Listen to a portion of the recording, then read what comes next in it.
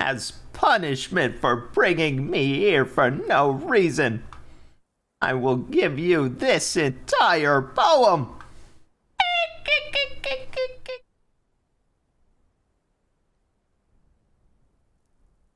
Are you ready? Of course. Yep.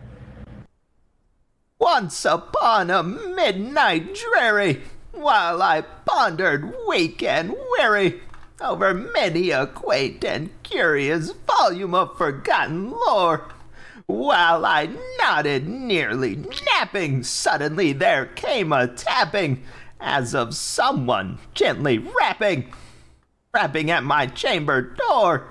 "'Tis some visitor," I muttered, tapping at my chamber door. Only this and nothing more. Ah, distinctly I remember. It was in the bleak December, and each separate dying ember wrought its ghost upon the floor. Eagerly I wished the morrow. Vainly I had sought to borrow from books my books surcease of sorrow. Sorrow for the lost Lenore, for the rare and radiant maiden whom the angels named Lenore, nameless here forevermore. And the silken, sad, uncertain rustling of each purple curtain thrilled me, filled me with fantastic terrors never felt before.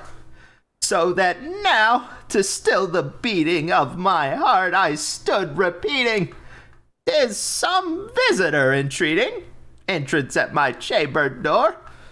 Some late visitor entreating entrance at my chamber door. This is it, and nothing more." Presently my soul grew stronger, hesitating then no longer. "Sir," said I, or "Madam, truly your forgiveness I implore. But the fact is I was napping, and so gently you came rapping, and so faintly you came tapping at my chamber door, that I scarce was sure I heard you. Here I opened wide the door. Darkness there, and nothing more. Deep into that darkness peering, long I stood there wondering, fearing, doubting, dreaming dreams no mortal ever dared to dream before. But the silence was unbroken, and the stillness gave no token, and the only word there spoken was the whispered word, "Lenore."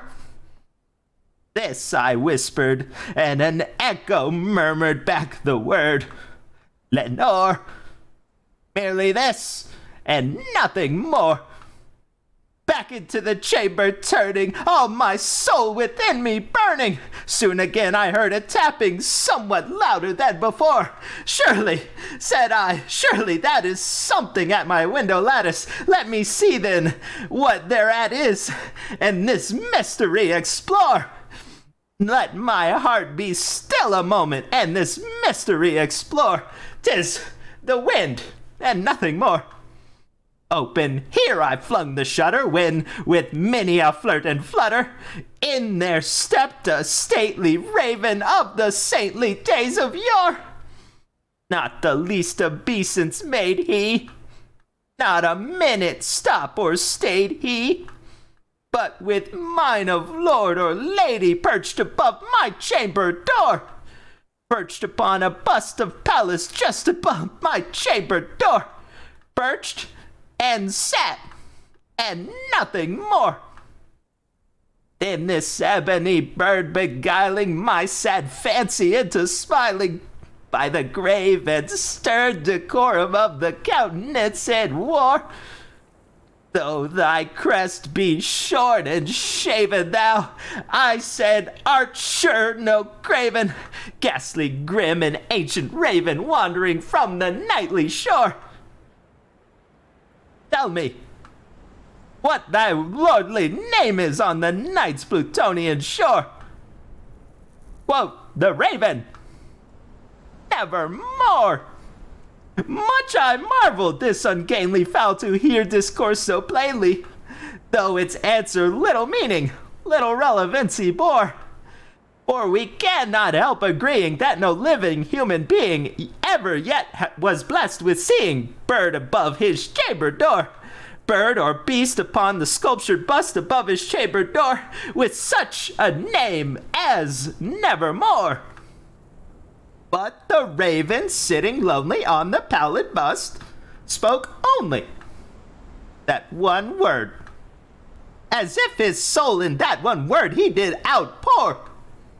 Nothing farther than he uttered, not a feather than he fluttered, till I scarcely more than muttered, other friends have flown before, on the morrow he will leave me. As my hopes have flown before, then the bird said, Nevermore.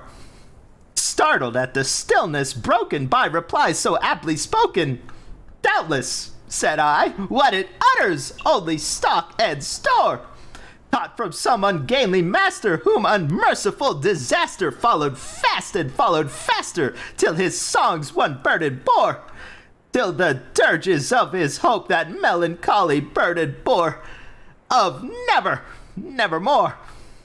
But the raven, still beguiling all my fancy into smiling, straight I wheeled a cushioned seat in front of the bird and bust and door. Then upon the velvet sinking, I betook myself to linking fancy unto fancy, thinking what his ominous bird of yore, what this gainly grim, ghastly gaunt, and ominous bird of yore meant in croaking nevermore.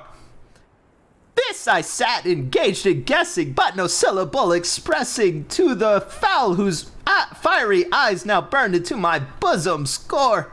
This and more I sat divining, with my head at ease reclining on the cushion's velvet lining that the lamplight gloated o'er, but whose velvet violet lining with the lamplight gloating o'er she shall press, nevermore.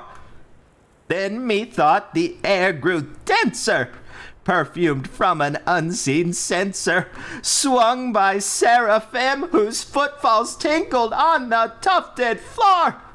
Wretch, I cried, thy God has lent thee, by these angels he hath sent thee, respite and nepenthe from thy memories of Lenore. Quaff, oh quaff, this kind nepenthe, and forget this lost Lenore. Quoth the raven, nevermore. Prophet, said I, thing of evil, prophet still, if bird or devil, whether tempter sent or whether tempest tossed thee here ashore. Desolate, yet all undaunted, on this desert land enchanted, on this home by horror haunted, tell me truly, I implore, is there balm in Gilead? Tell me, I implore. Quoth the raven, nevermore. Prophet, said I, thing of evil, prophet still, if bird or devil, by that heaven that bends above us, by that God that we adore. Tell this soul with sorrow laden, if within the distant Aden, if shall clasp a sainted maiden, who the angels name Lenore. Clasp a rare and radiant maiden, whom the angels name Lenore. Quoth the raven, nevermore. Be that word our side of parting, bird or fiend, I shrieked upstarting. Get thee back into the tempest and the night's Plutonian shore. Leave no black plume as a token of that lie thy soul has spoken. Leave my loneliness unbroken. Quit the bust above my door. Take thy beak from out my heart, and take thy form from off my door. Quoth the raven, nevermore. And the raven, never flitting, still is sitting on the pallid bust of Pallas just above my chamber door. And his eyes have all the seeming of a demon's that is dreaming, and the lamplight o'er him streaming throws his shadow on the floor. And my soul from out that shadow lies floating on the floor, shall be lifted nevermore. Woo! Amazing. That was quite a tale. Fizzle. Good job. I love that one. Behold, I am Fizzle.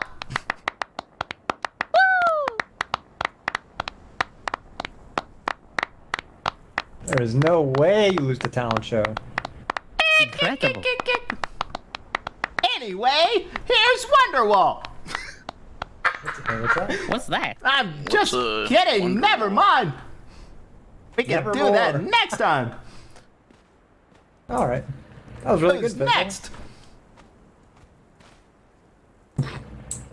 Yeah, who's Fizzle. next?